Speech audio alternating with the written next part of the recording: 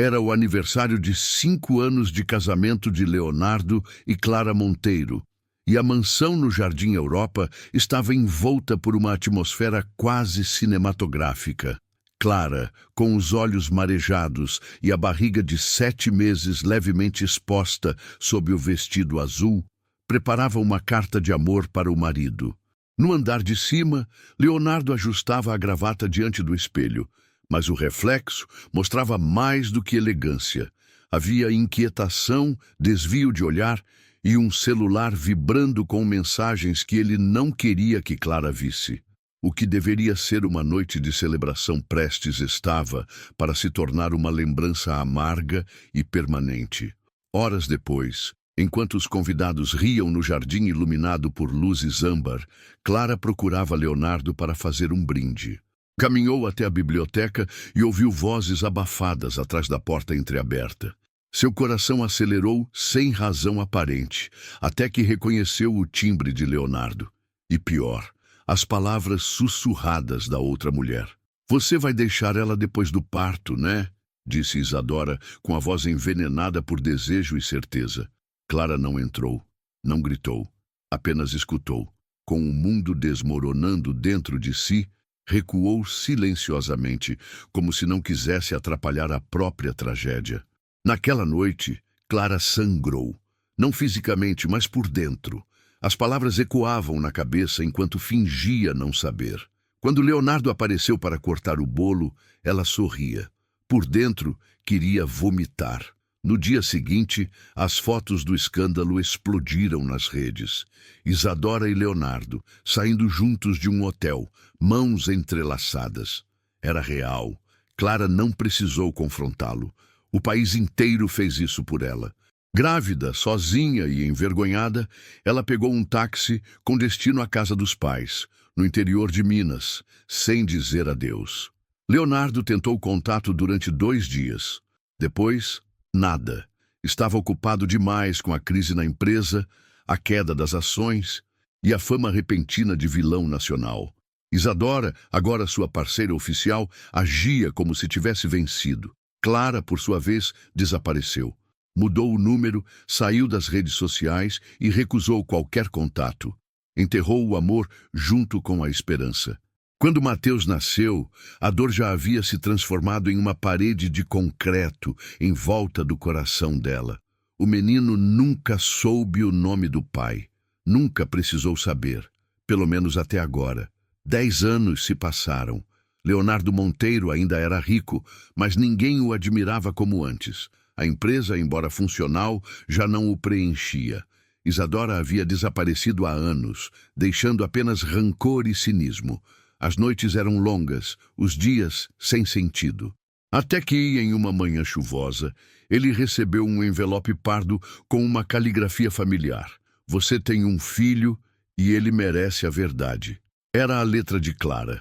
Dentro havia uma foto. Um garoto de cabelos castanhos, segurando um livro. O mundo de Leonardo parou.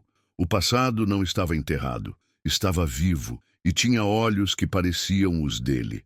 Clara não queria reconciliação. Queria apenas que o pai de Mateus assumisse o mínimo de responsabilidade. Mandou o endereço e os horários de aula do garoto, caso Leonardo quisesse conhecê-lo de longe, sem se apresentar. Era um gesto de humanidade, não um convite. Leonardo, pela primeira vez em anos, sentiu algo parecido com esperança. Talvez fosse possível consertar o que havia destruído. Talvez... Mas o tempo e a dor não são tecidos que se costuram fácil.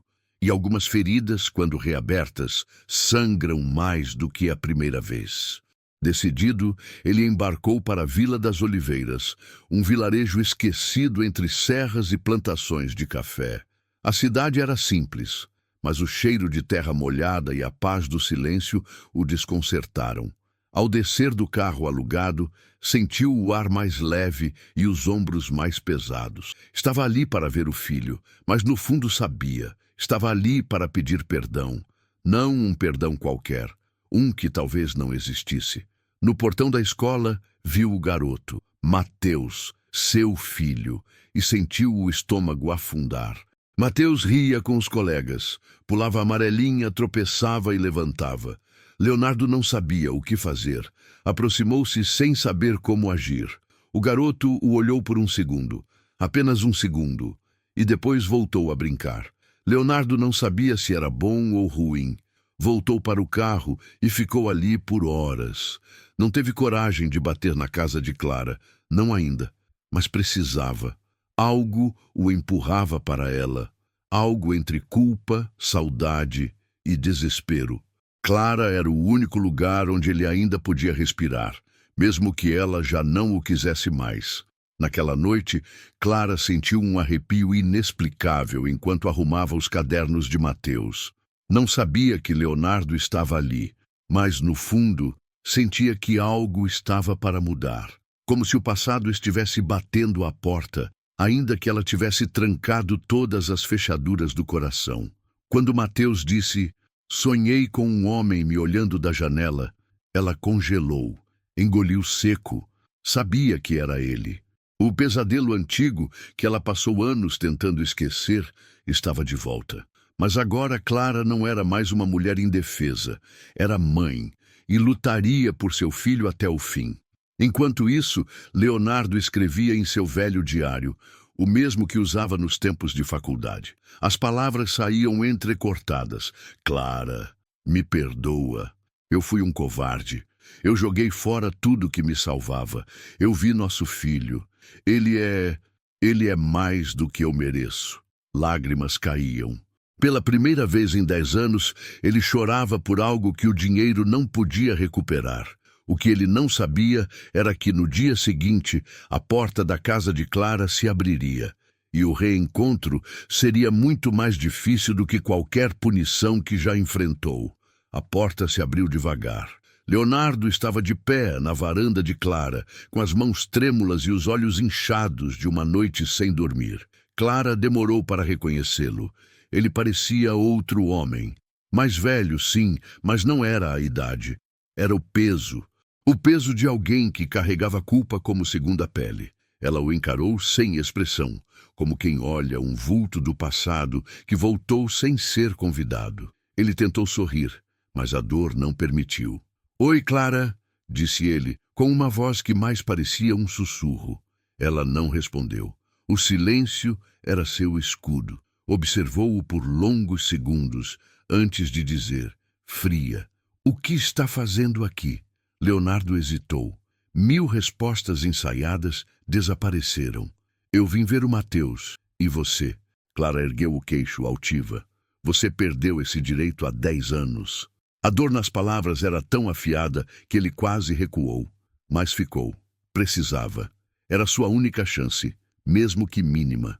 Mesmo que ela o odiasse, e talvez o odiasse mesmo. Leonardo pediu para conversar. Clara, por respeito à própria paz, deixou que ele entrasse. A casa era simples, mas aconchegante. O cheiro de bolo no forno, os livros empilhados na estante, os desenhos de Mateus na parede. Tudo era vida real. Tudo era amor.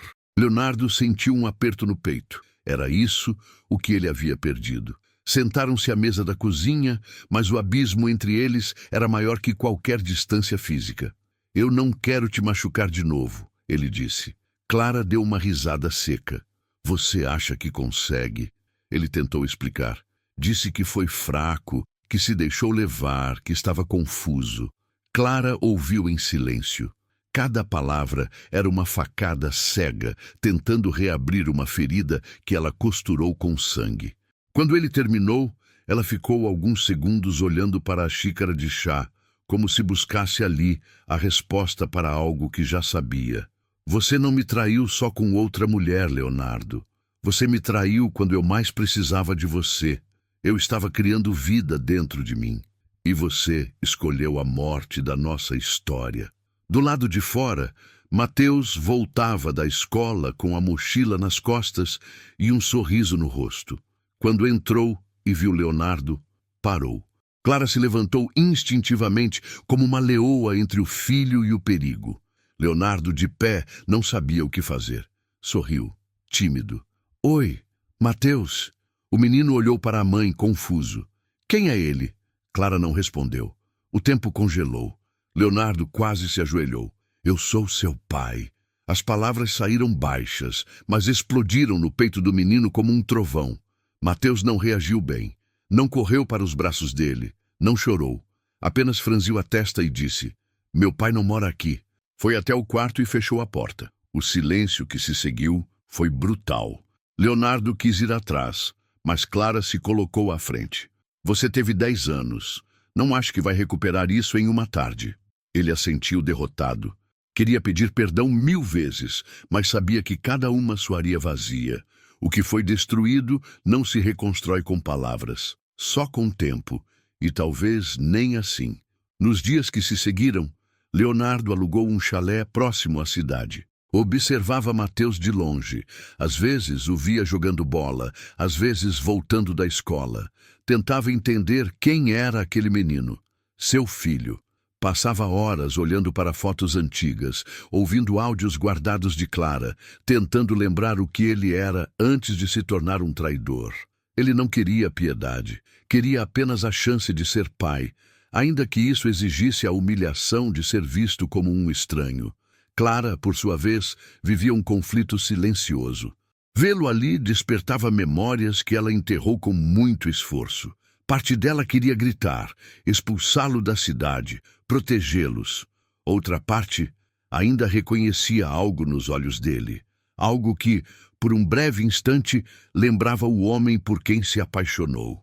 Mas ela sabia que não podia confiar nesse lampejo. Sabia o que a espera causaria em Mateus se ele se apegasse e depois fosse deixado de novo. Não podia permitir que o filho herdasse sua dor. Mateus, apesar da rejeição inicial, começou a fazer perguntas. Quem era aquele homem? Por que ele sabia seu nome? Por que a mãe chorava quando achava que ele não estava vendo? Em uma tarde chuvosa, Clara decidiu contar parte da verdade. Disse que o homem era seu pai, mas que cometeu um erro muito grave antes dele nascer. Disse que o amor às vezes não é suficiente e que algumas pessoas precisam perder tudo para aprender a dar valor. Mateus ouviu em silêncio. Guardou tudo. Naquela mesma noite, Leonardo recebeu um bilhete deixado na porta do chalé. Se quiser ver o Mateus, venha à praça às 16 horas. Ele quer conversar. Era a caligrafia de Clara. O coração dele disparou. Era uma fresta, uma chance. Ele passou o dia todo ensaiando o que diria, escrevendo e apagando, chorando e sorrindo. Quando chegou à praça, Mateus estava sentado no banco, com o mesmo livro que Clara lia quando ele a conheceu. Você realmente me abandonou? Foi a primeira pergunta. E Leonardo soube que o caminho para o perdão seria mais longo do que jamais imaginou. O banco da praça parecia pequeno demais para as duas vidas separadas por uma década de silêncio. Mateus mantinha os olhos no livro, mas sua mente estava nas palavras que esperava ouvir. Leonardo se sentou com cuidado, como se o chão pudesse ruir com qualquer movimento em falso. Você me abandonou mesmo? Repetiu o menino, sem levantar os olhos. Leonardo engoliu seco. As palavras que ensaiou desapareceram. Queria dizer que não, que nunca quis isso, mas a verdade era simples e cruel. Sim, ele havia abandonado. Sim, eu fui embora, respondeu com honestidade. Mas não porque você não era importante, porque eu fui fraco. Eu fiz escolhas erradas, e a pior delas foi não lutar pela sua mãe e por você. Mateus finalmente o encarou. Seus olhos eram intensos, firmes demais para alguém tão pequeno. Você sabia que eu existia? Leonardo balançou a cabeça em silêncio. Não. Eu soube há pouco tempo. E tudo que eu queria era voltar no tempo, mas eu não posso. Só posso estar aqui agora, se você deixar. O menino não respondeu. Ficaram em silêncio, escutando o som dos pássaros, das folhas balançando com o vento. Era estranho. Leonardo não esperava perdão, mas também não esperava aceitação. Mateus se levantou, colocou o livro na mochila e disse: Você pode vir amanhã. Mas se me machucar de novo, nunca mais olha para mim. E saiu. Leonardo ficou parado, imóvel. Quis correr atrás, abraçá-lo, chorar, mas não se mexeu. Às vezes, o maior gesto de amor é aceitar que o outro ainda não está pronto para recebê-lo. Naquela noite, Clara recebeu uma ligação inesperada. Era sua irmã, dizendo que Isadora estava na cidade. A amante, aquela que destruiu tudo. Ela havia sido vista entrando num hotel modesto na entrada de Vila das Oliveiras. Clara sentiu um arrepio. Ela sabia que a presença de Isadora ali não era coincidência. Não, depois de tanto tempo. Era como se o universo conspirasse para testar sua sanidade. Mas o que ela não sabia era que Isadora nunca aceitou perder. E estava de volta não por Leonardo, mas por vingança. Enquanto isso, Leonardo caminhava pela cidade como se buscasse algo que havia perdido e que talvez nunca mais encontrasse. Entrou em uma pequena loja de brinquedos e comprou-lhe um kit de robótica. "É para o meu filho", disse ao vendedor com uma voz quase emocionada. Era a primeira vez que pronunciava aquelas palavras em voz alta. Quando chegou à escola no dia seguinte, Mateus o esperava no portão. "Você gosta de montar coisas?" perguntou. Leonardo sorriu. "Gostava, antes de destruir tudo." E o menino respondeu: "Então vamos tentar consertar." Clara os observava de longe. A cena a fazia doer e aquecer por dentro ao mesmo tempo. O instinto dizia para afastar Mateus, protegê-lo. Mas algo dentro dela também dizia que talvez o menino precisasse entender por si próprio quem era o pai dele. Que não adiantava esconder as rachaduras. Era melhor ensinar como lidar com elas. Mesmo assim, o medo a corroía. Porque se Leonardo errasse de novo, seria diferente. Dessa vez, Mateus estaria consciente. E Clara não sabia se suportaria ver o filho passar pelo que ela passou. À noite, Isadora apareceu no chalé. Bateu à porta sem anúncio, como sempre fez. Leonardo levou alguns segundos para reconhecê-la. Ela estava diferente, ainda bela, mas com um olhar sombrio. "Você realmente veio atrás da sua ex-esposa e do garoto bastardo?" disse ela, com veneno na língua. Leonardo não respondeu. Apenas fechou a porta lentamente, sem dizer uma palavra. Mas Isadora não era do tipo que aceitava ser ignorada. Ela deixaria rastros, provocaria feridas, e estava disposta a destruir o pouco que restava, mesmo que queimasse junto. No dia seguinte, Clara recebeu um envelope deixado anonimamente na porta de casa. Dentro, fotos de Leonardo e Isadora juntos, antigas, mas provocadoras. Um bilhete dizia: "As pessoas não mudam, elas só esperam o momento certo para repetir o erro." Clara sentiu o mundo girar. Era uma armadilha, e ela sabia, mas seu coração, ainda em carne viva, tremeu. Naquela noite, quando Leonardo foi até sua casa para devolver o casaco de Mateus, ela o recebeu com olhos de pedra. "Ainda está com ela?" perguntou sem rodeios. Leonardo se assustou. "O quê? Eu não vejo a Isadora há anos." Clara atirou o envelope sobre a mesa. "Então por que ela está aqui? Por que essas fotos?" Ele segurou as imagens como quem segura um espelho estilhaçado. "Ela está me perseguindo. Não sei o que ela quer, mas eu sei o que eu não quero. Perder isso de novo." Clara não respondeu. Apenas fechou a porta devagar. Não por raiva, por medo de acreditar. Porque amar novamente exige coragem, mas perdoar exige fé. E Clara não sabia se ainda tinha as duas coisas dentro de si. Sozinha no quarto, Clara olhava para o teto e se perguntava onde teria sido diferente. Se tivesse gritado, se tivesse enfrentado Isadora, se tivesse implorado, mas logo afastava os pensamentos. Ela não foi a culpada, ela foi a ferida. E agora era mãe.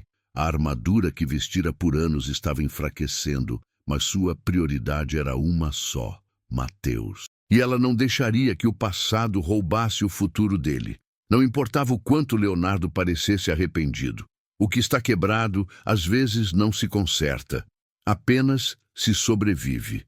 Amanhã parecia comum em Vila das Oliveiras, mas por dentro, Clara sentia tudo ruindo.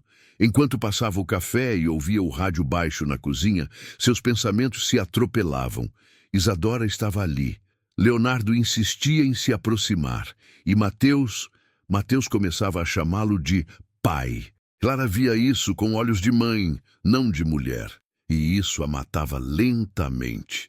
Ela queria proteger o filho de uma possível decepção, mas também sabia que impedir o laço era um tipo de prisão. E o pior tipo de prisão é a que a gente constrói com medo. No café da manhã, Mateus falava com entusiasmo sobre o projeto que montava com Leonardo. Era um robô que andava e piscava luzes, e ele dizia que o pai tinha um jeito esquisito, mas legal. Clara sorria, mas por dentro chorava. Cada elogio ao pai era uma lembrança do que ela perdeu, da família que nunca teve. Depois que o menino saiu para a escola, Clara sentou na varanda, com a caneca ainda cheia, e chorou. Chorou como não chorava havia anos, porque por trás da força sempre há uma mulher cansada de ser forte. Naquele mesmo dia, Leonardo foi até a escola buscar Mateus. Clara o observava de longe, do outro lado da rua, escondida atrás do vidro fumê do carro. O filho saiu correndo, feliz. Leonardo o ergueu no ar, rindo. A cena parecia bonita, mas para Clara era um aviso. E se ele fizesse o menino se apegar e sumisse de novo? Aquilo doía mais do que qualquer traição, porque agora não era ela quem podia se machucar. Era o filho. E a ideia de vê-lo sofrer pela mesma pessoa 2 vezes era insuportável. Isadora agia nas sombras. Contratou um jornalista local para investigar a relação entre Leonardo e Clara. Disse que era para um dossiê judicial, mas o que queria mesmo era escândalo. Sabia que Leonardo tinha medo de exposição. E mais, sabia que se Clara fosse colocada novamente sob os olhos do país, ela recuaria. O trauma ainda estava ali, escondido, esperando a menor faísca para reacender. A vingança de Isadora era silenciosa, venenosa e lenta, como todo veneno eficaz. Num domingo, Leonardo e Mateus foram ao campo jogar bola. Era a primeira vez que passavam tanto tempo juntos. Clara assistia da colina, distante, com o coração em punho. Os dois riam, tropeçavam, se sujavam de barro. Era uma pintura viva do que poderia ter sido, e nunca foi. Quando voltaram, Mateus segurava um galho de árvore como espada e dizia: "Esse é o dia mais legal da minha vida." Leonardo sorriu, mas Clara congelou, porque atrás daquele sorriso ela via um abismo. E se esse dia fosse o começo de mais um fim? Na madrugada seguinte, Clara acordou com gritos vindos do quarto de Mateus. Correu até lá e o encontrou chorando, um pesadelo.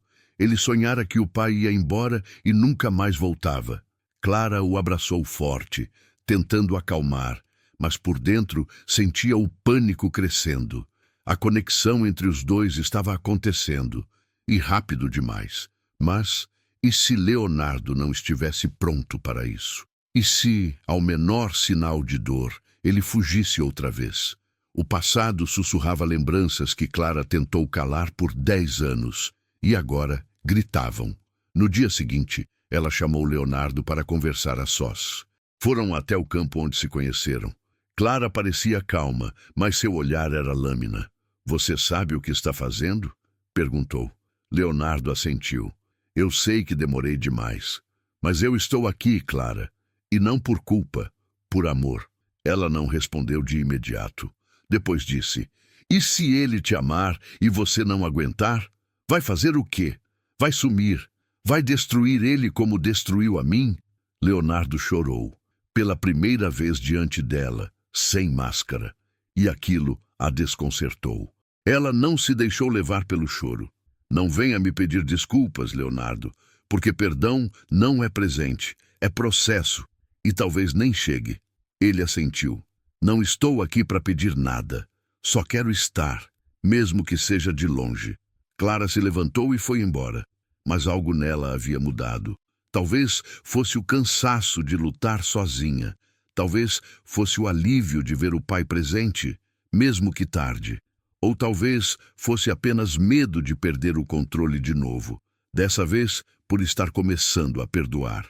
No fim da semana, uma notícia começou a circular em grupos de WhatsApp da cidade. Ex-mulher traída de milionário reaparece com filho escondido por 10 anos. Clara viu a manchete e seu mundo desabou.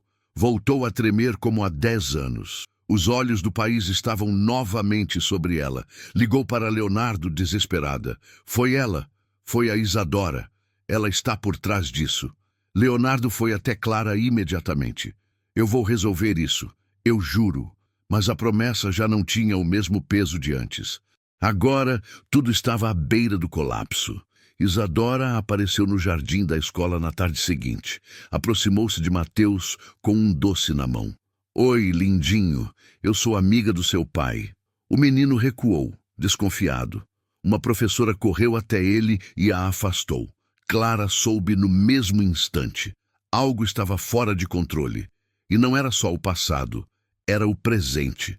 Um presente que ameaçava não só sua paz, mas a segurança do filho. Aquela mulher não iria parar. E se Leonardo quisesse mesmo reconquistar a confiança de Clara, teria que provar, com atitudes e com sangue se fosse preciso. O silêncio na casa de Clara era cortante. Desde o incidente na escola, ela não conseguia dormir. A imagem de Isadora se aproximando de Mateus, sorrindo com aquele veneno nos olhos, a consumia. Leonardo jurava que cuidaria de tudo, mas Clara já não confiava em promessas. Sentia que estava sozinha outra vez, como no dia em que entrou naquele táxi grávida. A diferença era que agora não tinha só seu coração em jogo, era o de Mateus, e isso mudava tudo. Na manhã seguinte, Clara foi até o hotel onde Isadora estava hospedada. Entrou sem avisar, atravessou o saguão com o rosto em chamas e subiu as escadas como quem caminha para a guerra. Quando a porta se abriu, Isadora sorriu como se esperasse por ela. Você demorou. Clara não respondeu. Entrou, fechou a porta e encarou aquela mulher que destruiu sua vida. Se você encostar no meu filho de novo, eu acabo com você. Isadora soltou uma risada debochada. Leonardo sempre amou o caos. Ele nunca pertenceu a você, nem a mim. Ele só pertence a si mesmo. Clara se aproximou. Seus olhos estavam vermelhos, não de ódio, mas de exaustão. Você pode ficar com o que sobrou dele. Eu não quero mais. Só quero que suma da minha vida e da vida do meu filho. Isadora, então, mostrou o celular. Uma mensagem enviada a ela por Leonardo meses antes. Sinto falta de você, às vezes. Era antiga, provavelmente antes de ele saber da existência de Mateus. Mas Isadora a usava como faca. As pessoas não mudam, Clara. Só aprendem a mentir melhor. Clara não respondeu.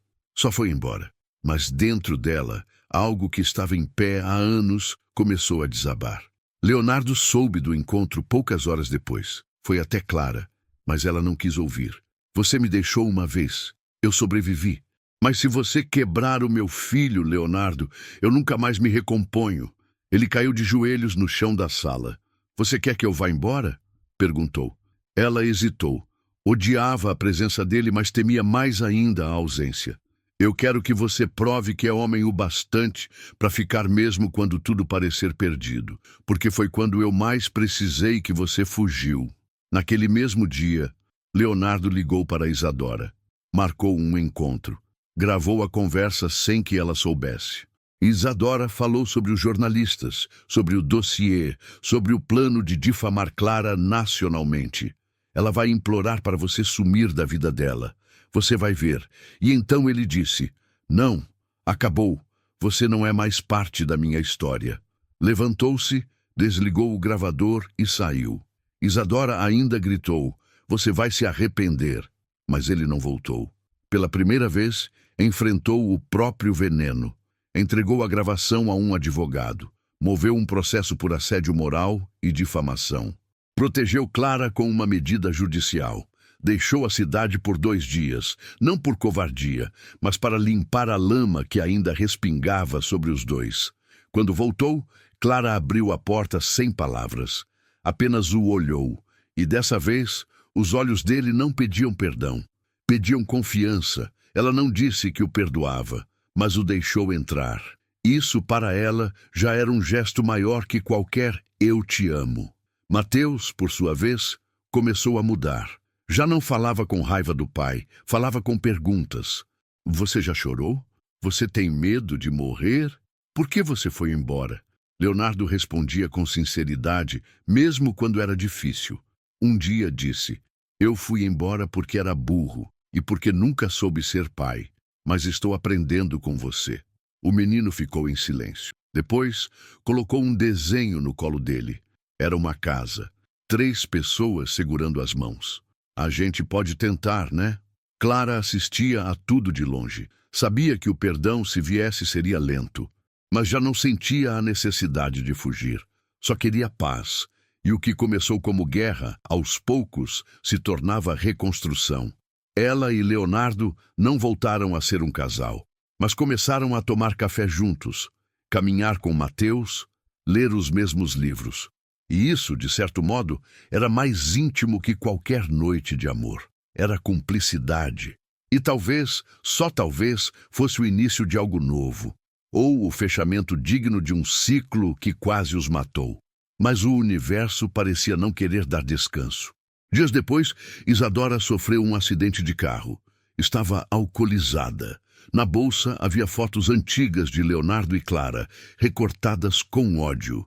O jornalista que a ajudava foi preso por extorsão. A notícia correu o país. E com isso, a história de Clara voltou aos holofotes. Mas dessa vez, sob outra perspectiva, a mulher que sobreviveu à traição criou um filho sozinha e não se curvou ao ódio. Pela primeira vez, a dor virou admiração pública. Leonardo recebeu centenas de mensagens, algumas pedindo que ele desaparecesse, outras dizendo que o perdão era um milagre e que, se o recebesse, não poderia desperdiçá-lo. Em uma noite silenciosa, escreveu uma carta a Clara. Se um dia você quiser tentar de novo, mesmo que como amigos, eu estarei aqui. Mas se não quiser, tudo bem, porque agora eu aprendi a amar de longe, e amar de longe é melhor do que machucar de perto. Deixou a carta na mesa. Saiu. Clara a leu sozinha no escuro, com lágrimas escorrendo, e pela primeira vez em muito tempo chorou sem dor. O tempo passou com lentidão em Vila das Oliveiras. Os dias voltaram a ser simples, e o escândalo da cidade se dissolveu nas conversas da feira, como tudo que arde e depois esfria. Clara voltava a caminhar pelas ruas sem se esconder. Os olhares que antes julgavam agora pareciam admirar, mas isso não a confortava. Porque para ela, a verdadeira vitória não era ser vista com respeito, e sim conseguir dormir à noite sem sentir o peito latejar. E aos poucos, isso acontecia. Leonardo passou a morar em uma casa modesta nos arredores da cidade. Não pediu para voltar. Não se impôs. Apenas ficou. Fazia questão de buscar Mateus na escola 2 vezes por semana, ajudar com os projetos de ciências, conversar sobre filmes. Era como se construísse um tijolo por dia, o que perdeu em uma explosão. E nunca cobrava nada em troca. Talvez por isso, um dia, sem aviso, Mateus o chamou de pai com naturalidade. E Leonardo chorou, mas escondeu, porque não queria que o menino visse a dor, só o amor. Clara assistia a essa construção com prudência. Havia noites em que pensava em abrir a porta para mais do que conversas. Queria tocar na pele dele, lembrar o que foi o amor. Mas logo se lembrava do chão frio do banheiro, do teste de gravidez na mão e da ausência dele ao seu lado. A dor antiga ainda sussurrava. Mesmo assim, começou a deixar que ele entrasse nos domingos para almoçar. E nos almoços voltavam as piadas, os olhares que evitavam se cruzar, e às vezes se cruzavam e não fugiam. Certa noite, sentaram na varanda depois que Mateus dormiu.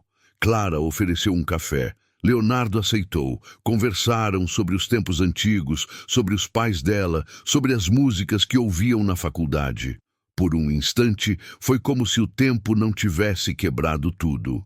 Mas depois veio o silêncio. O silêncio que grita. Leonardo então disse: eu não espero que você me ame de novo. Só queria que você soubesse que, mesmo que eu tivesse uma vida inteira pela frente, nada apagaria o erro que cometi com você. Clara respirou fundo. A dor não era mais um soco, era uma cicatriz. Eu amei você mais do que achei que fosse possível amar alguém. E quando você me traiu, não foi só com outra mulher.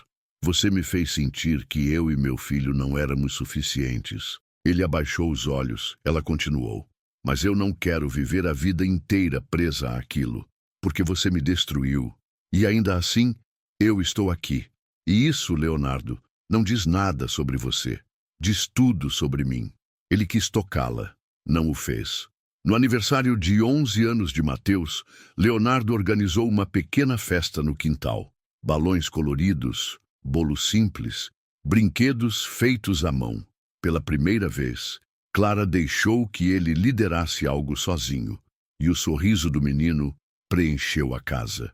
No fim do dia, quando Mateus soprou as velas e fez um pedido em segredo, Clara perguntou, "Posso saber?" E ele respondeu, "Pedi pra gente ficar assim para sempre."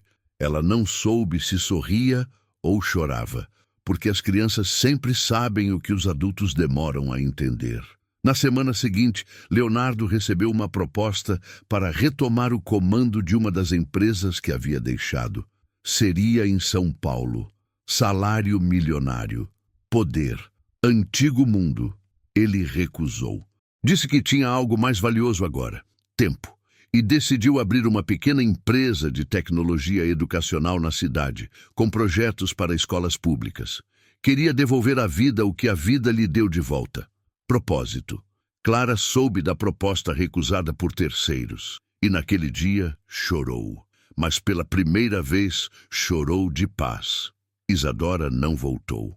O processo correu em silêncio, longe dos holofotes. A justiça seguiu seu curso, mas Clara já não se importava. Aprendeu, enfim, a não viver em função da dor.